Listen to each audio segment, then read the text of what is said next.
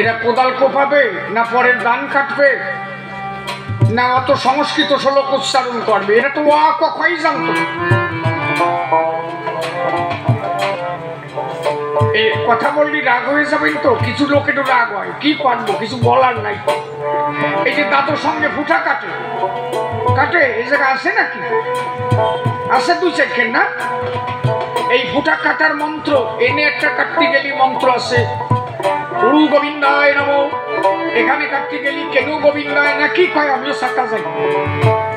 তবে এই ফুটা কাটতে গেলি ওই করতে হয়। এই যে যে ইয়ে পরে দেখবা হাসিয়া পড়ো কেন, সাথে হাসিয়া পড়ো কেন। এই যে যে বোটা বানায় না, এই যে বোটা, এই বোটা খুলতে গেলি এক মন্ত্র, বানতে গেলি এক মন্ত্র। শুনে দেখবা না, কথা মিথ্যে করছি আমি। আছে জায়গা আছে, বোটালা লোক আছে কেউ? দাঁড় করাই দাও দি। খোলার মন্ত্র কি আর বান্দার মন্ত্রটা কি? আরে বাবা, তখন ওয়া কথা জানে না, কোদাল কুপাতি হয়, কাশি দিয়ে ধান কাটতে হয়, কি জানো সে দুঃখের কথা।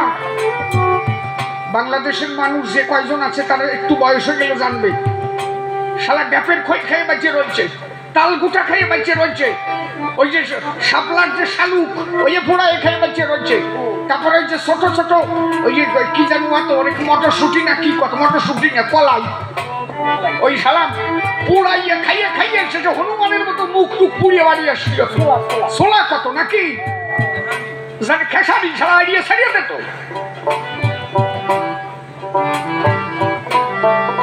খেসারি খাইয়ে বাঁচবা, ধান কাটিয়ে বাঁচবা, নাই অঙ্গে ভুটা কাটবা আর 15-20 বার সংস্কৃত কবা, কি কবা? তারপরে রাত্রি সকালবেলা তুলসী বিক্ষয় নম ওনারে জাগাতে হবে, রাত্রিবেলা আবার ওনারে জাগাতে হবে, আবার বোম পড়াতে হবে, সে আর এক মন্ত্র।